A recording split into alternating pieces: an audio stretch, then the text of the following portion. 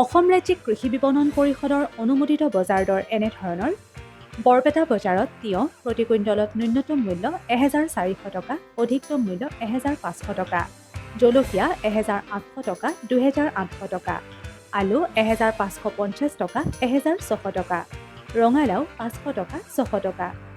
শিৱসাগৰ বজাৰত লেচেৰা প্ৰতি কুইণ্টলত ন্যূনতম মূল্য ১,০০০ টকা, অধিকতম মূল্য ১,৫০০ টকা, আদা ৪,০০০ টকা, ৪,২০০ টকা, জলকীয়া ৩,৩০০ টকা, ৩,৬০০ টকা। লখিমপুৰ বজাৰত ভেন্দি প্ৰতি কুইণ্টলত ন্যূনতম মূল্য ১,৭০০ টকা, অধিকতম মূল্য ২,০০০ টকা, তিতা কেৰেলা ২,০০০ টকা, ২,৪০০ টকা, বিলাহী ১,৮০০ টকা, ২,০০০ টকা, ৰঙালাও ৭০০ টকা, ৯০০ টকা।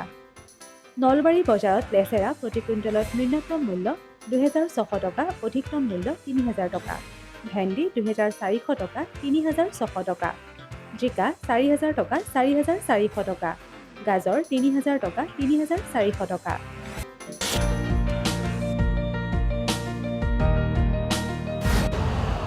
यूरिया का स्वदेशी उत्पादन 70 लाख टन बढ़ाने के लिए 6 उर्वरक संयंत्रों का उद्धार किया जा रहा है।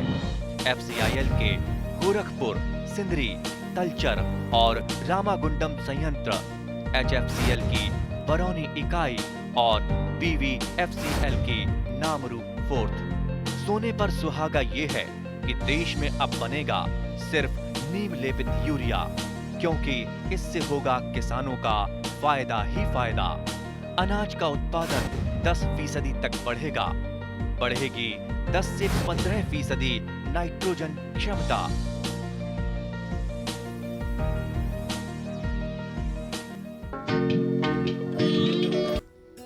মীন পালন এক লাভজনক ব্যৱসায়। ৰাজ্যখনৰ গ্ৰাম্যাঞ্চলৰ বহুতো নিবনুৱা যুৱক যুৱতী মীন পালনৰ দৰে লাভজনক কৃষি ব্যৱস্থাপনাৰ জৰিয়তে স্বনিয়োজিত হ'ব পাৰিছে। মীন পালনৰ বাবে আটাইতকৈ প্ৰয়োজনীয় উপাদান হ'ল গুণগত মীন পোনা। তাৰোপৰি মীন পোনাৰ ব্যৱসায়ৰ জৰিয়তে বহুতো নিবনুৱা যুৱকে সংস্থাপন লাভ কৰিব পাৰিছে। কামৰূপ জিলাৰ ৰঙিয়া চাৰিআলিৰ সমীপৰ বৰলীয়া নৈত ৰাজ্যখনৰ ভিতৰতে অন্যতম মীন পোনা বজাৰ অৱস্থিত। এই বজাৰখনত বিভিন্ন প্ৰজাতিৰ মাছৰ পোনা, বিশেষকৈ ৰৌ, বাহু, মিৰিকা, গ্ৰাছ কাৰ্প, কমন কাৰ্প আদিৰ উপৰিও চিতল, শিঙি, মাগুৰ, পাংগাছ, ৰূপচন্দা আদি বিভিন্ন প্ৰজাতিৰ মাছ পোনা উপলব্ধ। মীন পালকজনে সুবিধা অনুযায়ী নিজৰ প্ৰয়োজনীয় মীন পোনাখিনি এই বজাৰৰ পৰা ক্ৰয় কৰিব পাৰে। তাৰোপৰি এই বজাৰখনত স্থানীয় মীন পোনা উৎপাদনকাৰীসকলে তেওঁলোকৰ উৎপাদিত মীন পোনাখিনি বিক্ৰীৰ সুবিধা পায়। এই মীন পোনা বজাৰখনৰ লগত ওতঃপ্ৰোতভাৱে জড়িত ৰুহুল আমিন আহমেদে তেওঁৰ ব্যক্তিগত অনুধাৱন ব্যক্ত কৰি এনেদৰে কয়। কিন্তু বৰ্তমান যিহেতুকে নিবনুৱা সমস্যাটো খুব সমাজৰ কাৰণে সমস্যা হৈ আছে। ইয়াতে আমি যিমান পাৰোঁ সিমান আমাৰ স্থানীয় যুৱকসকলক সংস্থাপন দিয়াৰ এটা ব্যৱস্থা কৰিছোঁ। আৰু ইয়াতে মাছবোৰ তেওঁলোকে লৈ আহে, স্থানীয় লোকে, আৰু প্ৰায় বজাৰৰ 80% মানুহে আমাৰ ৰঙিয়াৰ জড়িত হৈ আছে। কাৰণ নিবনুৱা সমস্যাৰ এটা সমাধান হৈছে মাৰ্কেটৰ জৰিয়তে। এই নদীখনৰ নাম কি বাৰু? বৰলীয়া নদী। বৰলীয়া। আৰু ৰঙিয়াৰ একেবাৰে সমীপতে আছে। ৰঙিয়াৰ সোঁমাজেদি বৈ গৈছে। গতিকে ইয়াত এই যিটো আপোনালোকে হাপা ছিষ্টেম কৰিছে, ৰাতিপুৱা মাছ পোনাখিনি আহে, কিমানটামান হাপা ইয়াত আছে বাৰু? ইয়াত 50ৰ পৰা 60টা হাপা আছে। আৰু এই তেওঁলোকে পোনা উৎপাদনকাৰীসকলে ইয়াৰ এই হাপাটো গ্ৰহণ কৰে ৰাতিপুৱা? তেওঁলোকৰে হাপা ইয়াতে। হয়, তেওঁলোকে পাতি থৈছে। আৰু তেওঁলোকৰ পোনাখিনি ইয়াত লৈ আহে নেকি? ইয়াত লৈ আহে। এতিয়া ৰাতিপুৱা কেইটা বজাৰ পৰা? ৰাতিতে পোনাটো আহে। ৰাতিতে আৰ্লি মৰ্ণিং বিক্ৰী হয়, আপোনাৰ 3টা 4টাৰ পৰা বিক্ৰী আৰম্ভ হয় পুৱাই। এনেই ক'ৰ মানুহে আহি ইয়াৰ পোনাখিনি লয় বাৰু? ইয়াতে অসমৰ গোটেইখিনি জিলাৰ পৰাই মানুহ আহে, কিন্তু আগতে আপোনাৰ নৰ্থ ইষ্টৰ গোটেই ষ্টেটৰে মানুহ আহিছিল। এতিয়া আমাৰ মেইনলি লখিমপুৰ, খাৰুপেটীয়া, তেজপুৰ, ছয়গাঁও চাইডেও মাছ যায়। এতিয়া বিভিন্ন প্ৰান্তৰ অসমৰ বিভিন্ন প্ৰান্তলৈ যায়। এনেই তেওঁলোকে কি গাড়ী লৈ আহে নেকি? গাড়ী লৈ আহে। এনেই কেইখনমান গাড়ী ধৰক প্ৰতিদিনে আহে? প্ৰতিদিনে কমকৈ 20খন গাড়ী থাকে আৰু। হয়, কম, একেবাৰে কম। আৰু গড়ে 20খন গাড়ী ইয়াত থাকে। আৰু তেওঁলোকে তাৰমানে মাছৰ পোনাখিনি কিনি লৈ গৈ তেওঁলোকৰ অঞ্চলত বিক্ৰী কৰে। গতিকে ইয়াত ধৰক কেইজনমান মানুহ প্ৰতিষ্ঠিত হ'ব পাৰিছে বা সংস্থাপিত হ'ব পাৰিছে বুলি আপুনি ভাবে? মানে এইটো সঠিক উত্তৰটো দিব নোৱাৰি, কাৰণ বহুত পৰিসৰত থকা ব্যৱসায় এইটো। হয় হয়। ইয়াতে আপোনাৰ মাৰ্কেটত পুৰা সম্পূৰ্ণ ডাইৰেক্টলি আপোনাৰ 200 মানুহ ক'ব পাৰে, আৰু তাৰে বাহিৰত ধৰক আপুনি ড্ৰাইভাৰ আছে, লেবাৰ আছে। প্ৰত্যক্ষভাৱে তাৰমানে 200 মীন পোনা উৎপাদনকাৰী ইয়াত আহে, আৰু তাৰোপৰি পৰোক্ষভাৱে আৰু সমান সংখ্যক ধৰক মানুহে থাকে। গতিকে এনে ধৰক থুলমূলকৈ মানে 500মান মানুহ ইয়াৰ লগত প্ৰত্যক্ষভাৱে উপকৃত হ'ব পাৰিছে। হয়। এনে ধৰক যে আপুনি ধৰক প্ৰত্যক্ষভাৱে ইয়াত জড়িত আছে, এনে কোন মাহৰ পৰা আৰম্ভ হয় আৰু কোন মাহত এই বজাৰখন শেষ হয় বাৰু? বজাৰ আপোনাৰ মাৰ্চ মাহৰ লাষ্টৰ মানৰ পৰা ষ্টাৰ্ট হয়, আৰম্ভ হয়, ছেপ্টেম্বৰৰ লাষ্টলৈকে চলে থাকে। আৰু তাৰপিছত যেতিয়া ঠাণ্ডা লাহে লাহে আহে, ঠাণ্ডা লাহে লাহে আমি অলপ খোৱা মাছটো আমাৰ ইয়াৰ পৰা যিবিলাক পোনা মাছ লৈ যায়, তেওঁলোকৰ ফিচাৰীত ডাঙৰ হয় সেইবিলাক মাছ আকৌ আমাৰ ইয়াতে লৈ হয় বিক্ৰীৰ বাবে। সেইবিলাক আকৌ খোৱা মাছ হিচাপত, জীৱিত খোৱা মাছ হিচাপত। গতিকে ঠাণ্ডাৰ দিনতো মানে এই বজাৰখন চলিয়ে থাকে। তেতিয়া হয়তো খোৱা মাছ আৰু এতিয়া পোনা মাছ এনেকৈ চলি থাকে। গতিকে এজন ধৰক সফল ব্যৱসায়ী হিচাপত আপুনি এনে কি ক'ব বিচাৰে? তাৰমানে ধৰক আপোনাৰ অভিব্যক্তি কেনেকুৱা, যে এই বজাৰখনক লৈ, উন্নয়নক লৈ কেনেকুৱা কি কথা ভাবে আপুনি, ক'ব? বজাৰখন মানে মাছৰ ব্যৱসায়টো আপোনাৰ খুব স্কোপ থকা ব্যৱসায়। মই আপোনাৰ ইয়াতে 2008ৰ পৰা জড়িত আছোঁ প্ৰত্যক্ষভাৱে। থাকিলে এইটো দিনক দিনে আমাৰ মানে স্থানীয় মাছৰ চাহিদাটো বৃদ্ধি হৈ আহিছে, আৰু সেই পিছত সকলো মানে যিকোনো মানুহে এইখন আমাৰ অসমত যিহেতু পানীৰ অভাৱ নাই, আপুনি আমি চেলো বা তেনেকুৱা ৰেইনি ছিজনত লগাব নালাগে। 3 মাহ 4 মাহৰ কাৰণে যদি আমি মাছটো পালন কৰোঁ, এটা খুব প্ৰফিটেবল ব্যৱসায় হয়। ৰঙিয়া চহৰৰ সমীপত বৰলীয়া নদীৰ এটা অংশত গঢ় লৈ উঠা ৰাজ্যখনৰ বিভিন্ন প্ৰান্তৰ লোকৰ মীন পোনা ক্ৰয় বিক্ৰয়ৰ প্ৰধান উৎস ৰঙিয়া মীন পোনা বজাৰৰ সমন্বয়ক ইছাহক আলীয়ে তেওঁৰ অভিব্যক্তি প্ৰকাশ কৰি এনেদৰে কয়। এই বজাৰখনৰ পৰা যদিও আমাৰ লোকেল যুৱতী বিশেষকৈ জড়িত নহয়, ইয়াৰ লগত আমাৰ যুৱক বা বয়োজ্যেষ্ঠ ব্যক্তিখিনিয়ে জড়িত, কিন্তু ইয়াত যিখিনি ধৰক গৰীব মানুহ আছে সেইখিনি এই বিজনেছখনৰ পৰা মানে এনেকুৱা উপকৃত হৈছে যিখিনি ধৰক হাজিৰা কৰিলেও নাপায়। কিন্তু ইয়াত ৰাতিপুৱা যিখিনি মাল লৈ যায়, ক'ৰবাত 10 কিলো হওক বা 5 কিলো হওক, হাণ্ডিত চাইকেল কেৰিয়াৰ কৰি গাঁৱতে লৈ যায়, বা অলপ দূৰত যিখিনি চাইকেলত যায় সেইখিনি নি কিনে কমচে কম 1000 টকাই হওক 600 টকাই হওক সিহঁতে একবেলাতে ইনকামটো কৰিব পাৰে। গতিকে এইটো এটা আমাৰ কাৰণে সুবিধাজনক। তাৰমানে ধৰক এবেলা কৰিয়ে 600 টকা বা 1000 টকালৈকে ইনকাম কৰিব পাৰে এই মাছৰ পোনা, বাকীখিনি ঘৰত টাইম দিব পাৰে। হয়, ব্যৱসায়ৰ জৰিয়তে, হয়, যিটো হয়তো তাৰমানে নৰ্মেল কামত দিনটো লাগি যাব লাগে। আৰু গতিকে এইটো আপুনি ক'ব বিচাৰে। আৰু এই যে ধৰক ইয়াত কিমানমান ধৰক মাছৰ পোনা প্ৰতিদিনে আহে? এইটো ইয়াত ধৰক গড়ে যি ধৰা যায়, তাৰমানে ছিজন বাই ছিজন, মানে প্ৰথমতে অলপ গাড়ী কম আহে। যদি 20খন গাড়ী আহিলে 30-60 কুইণ্টেল মাল আহিব। 3 কুইণ্টেলৰ গাড়ী এখনত আহিলে যদি কেতিয়াবা এনেকুৱা হৈ যায় 30খন গাড়ী হ'ল, 30-30 90 কুইণ্টেল মাল আহিল, তে 90 কুইণ্টেল মাল ৰাতিপুৱা চেল হ'ব। ৰাতিপুৱাৰ ভিতৰত আপোনাৰ 4টাৰ পৰা বা 3টাৰ পৰা আৰম্ভটো হৈ যায়, 4টাৰ পৰা মানে বেপাৰী লাগি যায়, মোটামুটি 7টা বজাত মাৰ্কেটটো শেষ হৈ যায়। আৰু তেওঁলোকে ধৰক বিভিন্ন প্ৰান্তত লৈ যায়। আৰু মানে আমাৰ ৰঙিয়াটো বেলেগ কথা, আমাৰ অল অসমত আমাৰ ৰঙিয়াৰ এইখন প্লেচটোৱে মেইন। আৰু মানে ইয়াৰ পৰা আপোনাৰ লখিমপুৰ হওক, ধেমাজি হওক, গোগামুখ, আপোনাৰ খাৰুপেটীয়া, মঙলদৈ, ঢেকীয়াজুলি, চিৰাজুলি, মই নিজে ছাপ্লাই কৰোঁ। মই ইয়াৰ পৰা জাগিৰোড নিওঁ, খাৰুপেটীয়া যাওঁ, দলগাঁও যাওঁ, লখিমপুৰ যাওঁ, ঢকুৱাখানালৈকে মাল ইয়াৰ পৰা পঠাওঁ। আৰু আমি মই যাওঁ, বাকী আমাৰ বন্ধুবিলাক আছে তেখেতসকলে যাওঁ, যিটো অৰ্ডাৰ আছে সেই হিচাপত কণ্টেক্ট হয়, সেই হিচাপত আমি মালটো পঠাওঁ। এনে কি প্ৰজাতিৰ মাছ ইয়াত আহে বাৰু? ইয়াত গোটেইখিনিয়ে পোৱা যায়। আমাৰ যিটো আমাৰ ইণ্ডিয়ান মেজৰ কাপ, যিটো ৰৌ, মিৰিকা, ভৌকুৱা, গ্ৰাছ, কমল, চিলভাৰ গোটেইখিনি পায়। তাৰ উপৰিও আমাৰ যিটো আজিকালি আমাৰ ব্লেক কেপ যিখিনি আছে, আপোনাৰ চান্দাই হওক, আপোনাৰ মাগুৰেই হওক, শিঙিয়ে হওক, লগতে আমাৰ কচ যিটো কওঁ, পংকজ বুলি কয়, কিছুমানে কয় কচ বুলি কওঁ, সেইটো মালো পোৱা যায়। আৰু চিতল আছে, গোটেইখিনিয়ে মাছেই আছে আৰু আইটেম। হয়, আমি দেখিছোঁ যে আমাৰ অসমত চিতল মাছ যিটো মানে ধৰক বিহুৰ সময়তো আমি লক্ষ্য কৰিছোঁ বজাৰত উপলব্ধ হয়। গতিকে চিতলৰ পোনাখিনি প্ৰায়ভাগ ইয়াৰ পৰাই যায় নেকি বাৰু?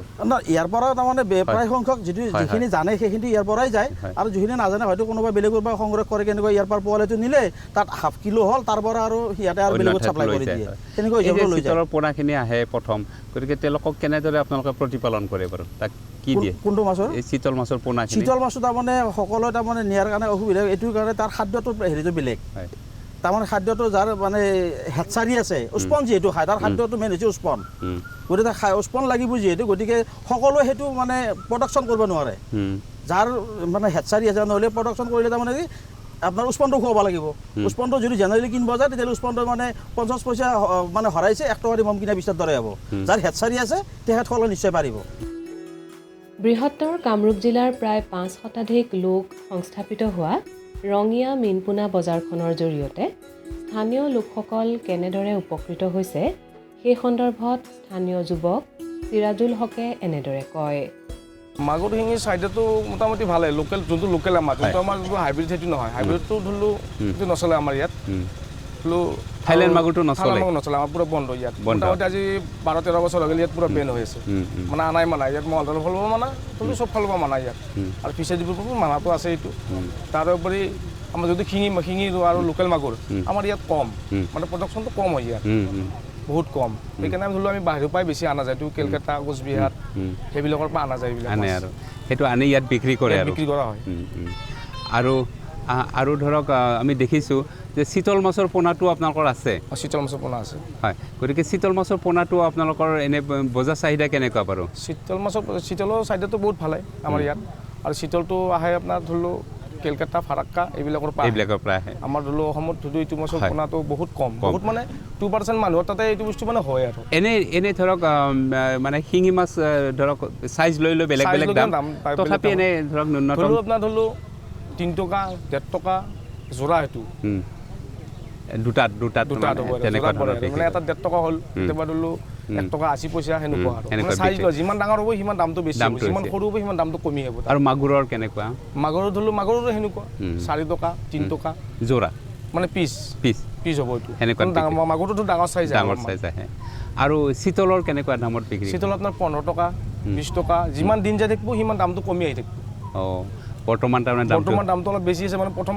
মাছ আহিছে আৰু প্ৰথমতে মাছ তাৰমানে এবাৰ মানে যেতিয়া মানে মাছটো জিমা দিয়ে ইমান মাছ নহয় অকণমান মাছ হয় ছেকেণ্ডবাৰ মাছটো তাত বেছি হয় ই 3বাৰ মানে এটা বছৰ 3বাৰকৈ জিমা দিয়ে চিতলটো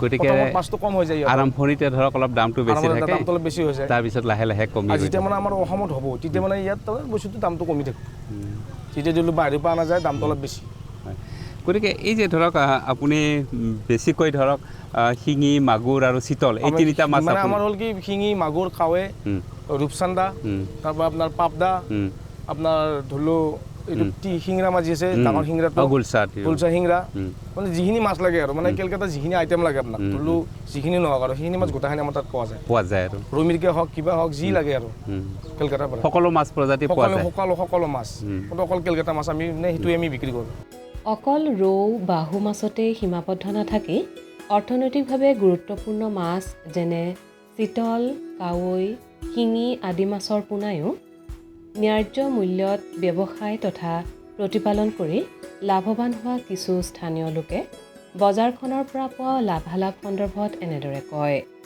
আমাৰ এই ৰঙিয়াৰ বহুতো যুৱক মানে এই মেইন যিখন বজাৰ এই বজাৰৰ দ্বাৰা উপকৃত হৈছে আপোনালোকে কেনেদৰে উপকৃত হৈছে বাৰু আমি মানে উপকৃত হৈছোঁ যে আমি এখন বিল লৈছোঁ জামতোলাত প্ৰায় 40 বিঘাৰ বিল এখন আমি তাত সেইটো লিজত লৈছোঁ তাত আমি আপোনাৰ 1.5 কুইণ্টেল আমি স্পন এৰি দিছিলোঁ তাৰপিছত এতিয়া এইটো আমাৰ ডেভেলপ হৈছে ডেভেলপ হৈ আমি ৰিচেণ্টলি আমি প্ৰায় 25 কুইণ্টেলমান আমাৰ পাইছোঁ এইখন মাৰ্কেটতে আমি দিছোঁ এইখন মাৰ্কেট মানে বহু পুৰণীয়া মাৰ্কেট সেইকাৰণে আমি বহুত ডেভেলপ হ'ব পাৰিছোঁ এই মাৰ্কেটখনৰ কাৰণে হয় গতিকে আপোনালোকে ধৰক যথেষ্ট উপকৃত হ'ব পাৰিছে আৰু পাৰিছোঁ আমি এই বজাৰখনৰ জৰিয়তে হয় এনে ধৰক আপুনি কেনেদৰে উপকৃত হৈছে বাৰু সেইখন মানে বজাৰখন থকাৰ কাৰণে নিবনুৱা সমস্যাটো সমাধান হৈছে যিটো আজিকালি চৰকাৰে সেনেকুৱা মানে নিবনুৱা সমস্যা সমাধান কৰিব পৰা নাই এই ব্যৱসায়টোৰ দ্বাৰা যিখিনি শিক্ষিত নিবনুৱা আছে সেইখিনি যথেষ্ট উপকৃত হৈছে আপুনি একমত নহয় জানো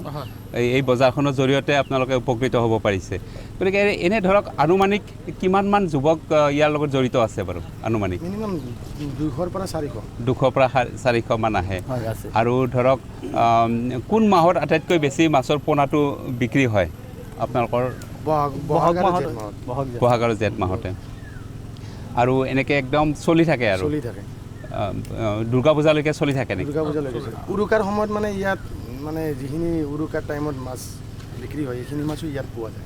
ডাঙৰ মাছ, খোৱা মাছ যিটো মানে খোৱা মাছ বিহুৰ কাৰণে। তাৰমানে বৰ্তমান পোনা মাছ, এই পোনা মাছটো আমাৰ ধৰক যে আমাৰ স্থানীয় যুৱকবিলাকে আজিকালি প্ৰডাকশ্যনৰ কাৰণে বহুত ইয়াৰ পৰা পোনা মাছ লৈ যায় কিনে তেখেতসকলে ডাঙৰ দীঘল কৰে আৰু সেই মাছটোৱে আৰু উৰুকাৰ সময়ত ইয়াত মানে এই মাৰ্কেটত লৈ আহে বিক্ৰীৰ কাৰণে লৈ আহে আৰু ইয়াত জীয়াই ৰাখে।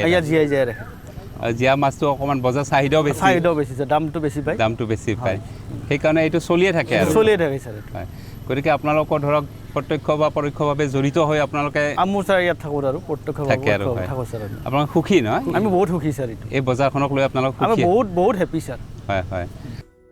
ৰঙিয়া চহৰৰ গাতে লাগি থকা আৰু পৰ্যায়ক্ৰমে বিস্তৃতি লাভ কৰা ৰঙিয়া মীনপোনা পামখনৰ উন্নয়নৰ ভৱিষ্যত পৰিকল্পনা সন্দৰ্ভত কামৰূপ জিলা মীন উন্নয়ন বিষয়া ডক্টৰ সঞ্জয় শৰ্মাই এনেদৰে কয়।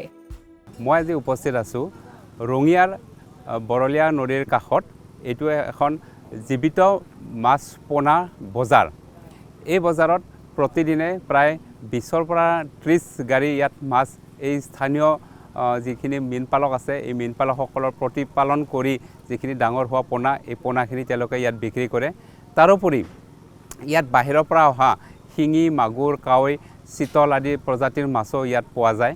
গতিকে সঁচা অৰ্থত ক'বলৈ গ'লে এই ৰঙিয়াৰ এই প্ৰসিদ্ধ বজাৰখনৰ জৰিয়তে আমাৰ প্ৰায় 400ৰ পৰা 500 যুৱক প্ৰত্যক্ষভাৱে তেওঁলোকে উপকৃত হৈছে।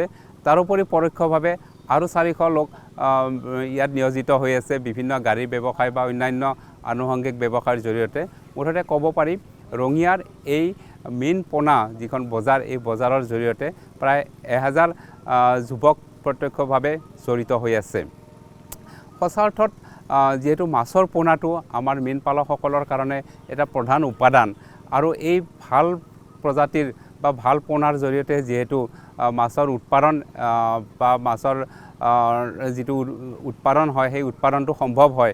গতিকে এই মীন পোনাত ইয়াত মানে মীন পালকজনে তেওঁলোকে নিৰ্বাচন কৰি ল'ব পাৰে কোনটো জাতৰ মাছৰ পোনা ল'ব, কোনটো আকাৰৰ মাছৰ পোনা ল'ব আৰু তেওঁলোকৰ কেতিয়াবা কিছুমানৰ হয়তো ডাঙৰ পুখুৰী নাথাকিব পাৰে, সৰু পুখুৰী থাকিব পাৰে, কিছুমানৰ হয়তো চিষ্টাৰ্ণ থাকিব পাৰে।